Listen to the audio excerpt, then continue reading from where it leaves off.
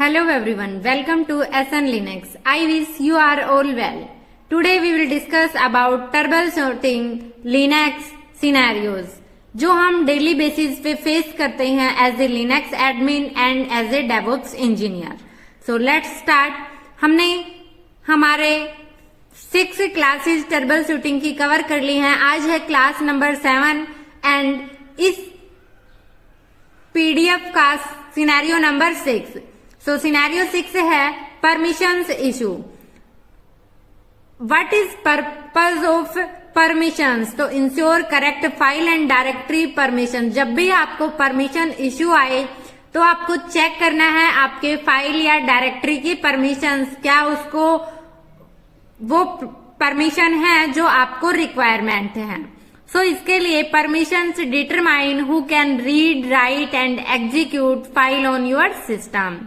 Incorrect permissions can prevent applications from working correctly or accessing necessary files.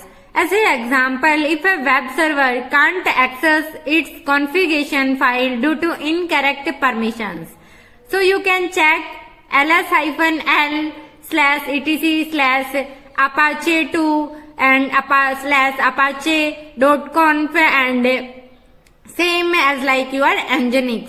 It won't start properly adjusting permissions with chmod and chon command can resolve such issues. So simply, first of all, you can check using ls-l that particular permissions, and after that you give using chmod and chon command change ownership. Incorrect permission can prevent access to files or directory, leading to application failure. Checking and correcting permissions is essential for proper system operation. It means जब भी आपको permission से related problem हो, permission denied alert दे, तो first of all आप check कीजिए कि आपको एग्जीक्यूट करने का, रीड या राइट करने का जो भी आप अपनी नीड के अकॉर्डिंग कर रहे हैं वो परमिशन आपके फाइल या डायरेक्टरी को है, या फिर जो ओनरशिप है आपके यूजर एंड ग्रुप को वो ओनरशिप है या नहीं है. तो वो आप chmod कमांड की हेल्प से परमिशन दे सकते हैं, चेंज कर सकते हैं, एंड chon और chgrep कमांड की हेल्प से हम अपनी ओनरशिप को भी चेंज कर सकते हैं. तो इस तरीके से हम रिजोल्व करते हैं. अभी हम प्रैक्टिकल करके देखते हैं. जैसे कि यहाँ पे मैं करती हूँ ls-l. सो यहाँ पे एक index.html करके फाइल है जो हम अपना वेब सर्वर डिप्लॉय के टाइम पे यहाँ पे अपना कोड डालते हैं. सो फर्स्ट यहाँ पे आप देखिए कि इसकी ऑल ओवर परमिशन है. इसको आपका जो रूट यूजर, जो मेन यूजर है, आपका ग्रुप है एंड अदर यूजर है, सभी को फुल परमिशन है. इसका ओनर जो है वो रूट है और ग्रुप ओनर जो है वो रूट है. तो यहाँ से आपको जैसे कि chmod करके परमिशन चेक करना है. आप चाहते हैं कि आपका जो अदर यूजर है वो ओनली रीड कर पाए. सो सिंपली आप यहाँ पे इस तरीके से परमिशन दीजिए और चेक कीजिए ls-l करके. अभी आपका सिर्फ यूजर और ग्रुप को परमिशन है, बट जो आपका अदर यूजर है उसको ओनली रीड की परमिशन है. ऐसे ही आप अपना जो chon कमांड की हेल्प से आपका ओनर एंड ग्रुप ओनर भी चेंज कर सकते हैं. नेक्स्ट सिनेरियो क्या है? Package management. What is purpose of package management? Manage software package and dependency. So, Linux uses packages to install software and libraries. Managing packages ensure your system has the latest features, bug fixes and security updates. As an example, using apt, yum, dnf, all over commands, we update all installed packages. This keeps our system secure and ensures we have access to the latest software versions. It means आप मान लीजिए कोई भी software, कोई भी command, कोई भी package install कर रहे हैं, तो आप इन कमांड्स की हेल्प से इंस्टॉल करते हैं. ये आपके अलग अलग ऑपरेटिंग सिस्टम के अकॉर्डिंग होती है, जैसे कि एपीटी का हम उबंटू में यूज करते हैं, यम एंड डीएनएफ का हम रेड हैट सेंटोस में यूज करते हैं। आज का आपके लिए क्वेश्चन है, आपको सर्च करके कमेंट करना है कि हम जेड वाइपर कमांड का यूज कौन से ऑपरेटिंग सिस्टम में करते हैं। भी आपने देखा कि हमें कुछ भी इंस्टॉल करना होता है तो हम यूज करते हैं एपीटी कमांड का। जैसे कि मान लीजिए मेरे को इंस्टॉल करना है UFW,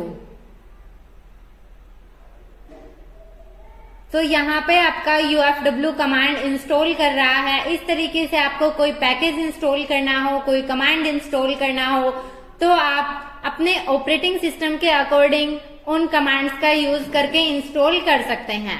सो फर्स्ट हमारा इंस्टॉल हो रहा है, 80% प्रोसेस इसका हो चुका है, अभी 20% लेफ्ट है, तो थोड़ा सा टाइम लेगा ये इंस्टॉल हो जाता है। तो यहाँ पे हमारा ये इंस्टॉल हो चुका है। देन इस तरीके से हम यूज करते हैं। आप सिस्टम CTL कमांड की हेल्प से इसका स्टेटस चेक कीजिए UFW कमांड का, जो कि एक्टिव है, इनेबल्ड है। तो पहले ये इंस्टॉल नहीं था, बट अभी ये इंस्टॉल हो चुका है और एक्टिव है। तो इस तरीके से हम सर्विस चेक करना हो, स्टार्ट करना हो, हमारे सर्विस का स्टेटस चेक करना हो, तो लास्ट क्लास में मैंने इसको बहुत अच्छे से समझाया है कि हम इस कमांड का यूज कब और कैसे करते हैं। देन नेक्स्ट सिनेरियो क्या है, kernel modules. What is kernel modules and what is purpose? So basically manage and troubleshoot kernel modules. So kernel modules are like drivers that allow the operating system to communicate with hardware devices. And managing them ensure hardware components function correctly. Its main work and purpose of kernel modules. तो इसके लिए हम command use करते हैं ls mode command, and mode probe command, rm mode command. ये basically हम load modules की list के लिए ls मोड कमांड यूज करते हैं, लोड मॉड्यूल्स के लिए हम मोड प्रोब कमांड यूज करते हैं, एंड मॉड्यूल्स को रिमूव करना हो तो हम rm मोड कमांड का यूज करते हैं। तो इस जब भी मान लीजिए एज ए एग्जाम्पल आप कर्नल मॉड्यूल का एग्जाम्पल देखें तो wifi card is not working, जो आपका वाईफाई है वो वर्क नहीं कर रहा है, तो इस केस में we might need to load its kernel module with modprobe. तो हम अपने कर्नल मॉड्यूल को चेक करेंगे मोड प्रोब कमांड की हेल्प से। Checking loaded modules ls mod helps us see if the necessary modules are active. So basically इन सभी command की हेल्प से हम अपने कर्नल के मॉड्यूल्स चेक करेंगे। तो देखिए, जो आपका ls मोड कमांड है वो आपको मॉड्यूल्स की लिस्ट शो करता है। यहाँ पे आप देख सकते हैं ऑल ओवर लिस्ट शो करता है। तो इस तरीके से हम चेक करते हैं अपने लोड मॉड्यूल्स को, जो कर्नल के मॉड्यूल्स होते हैं उनको।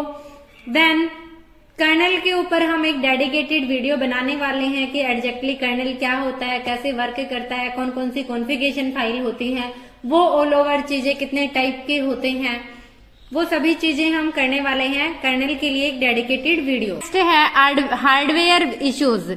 जब भी हमें हार्डवेयर इश्यूज आते हैं, जैसे कि hardware issues can case unpredictable behaviour in your system, checking hardware logs using DMSs, then and listing hardware devices using LSPCI might reveal overheating issues and hardware failure. LSPCI helps us list all connected PCI devices to ensure they are recognized by the systems.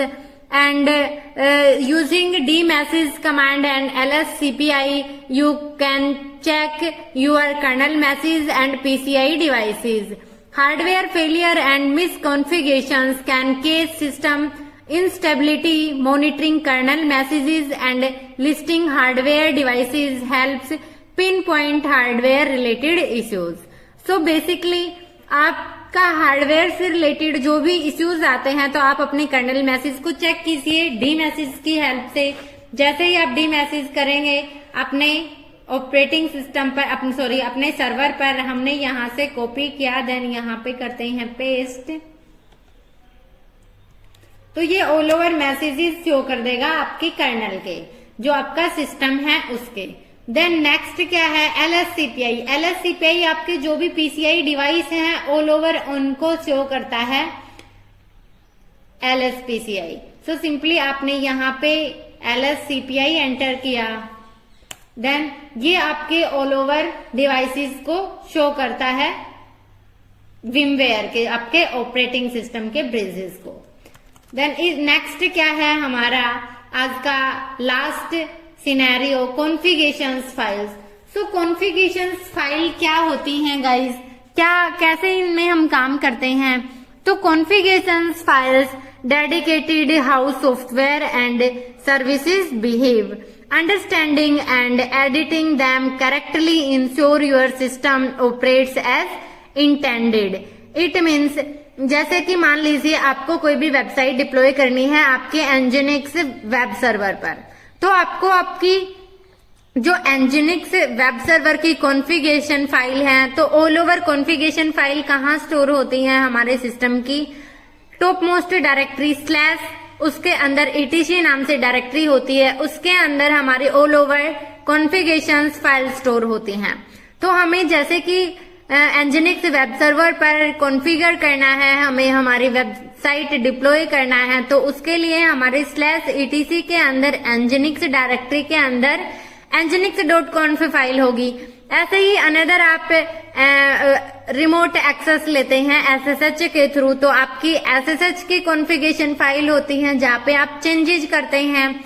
SSHD के अंदर SSHD config नाम से आपकी जो configuration file होती है /etc के अंदर, वहां पे आप चेंजेस करते हैं कि आपको पासवर्ड ऑथेंटिकेशन करना है या की बेस ऑथेंटिकेशन करना है, किसको कौन सी परमिशन देना है, कौन कौन यूजर, कौन कौन सी IPs लोग, कौन कौन से होस्ट से आपके रिक्वेस्ट आ सकती है, वो ऑल ओवर कॉन्फ़िगरेशन करते हैं। तो कॉन्फ़िगरेशन फाइल्स ये डिफाइन करता है, वो आपका एक फायरवॉल डिफाइन करता है कि कौन सा क्या वो एग्जैक्टली वर्क करता है।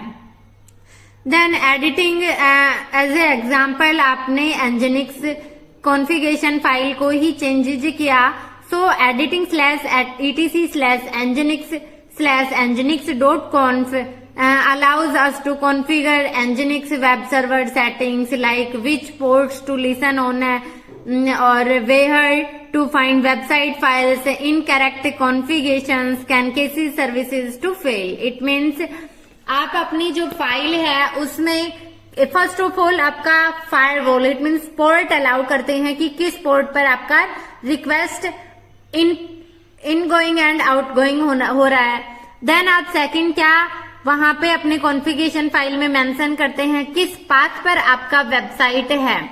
जैसे कि अभी लास्ट वीडियो में हमने एक अपाचे वेब सर्वर पर एक वेबसाइट होस्ट किया था, डिप्लॉय किया था, तो हमने वहां पे /var/www के अंदर HTML में एक index.html नाम से फाइल थी, वहीं पे आप /var/www के अंदर कोई भी नेम से फाइल बना सकते हैं। तो एक कॉन्फ़िगरेशन फाइल में एक पाथ डिफाइन करते हैं, वहीं से हमारा वो फाइल को ग्रैब कर पाता है।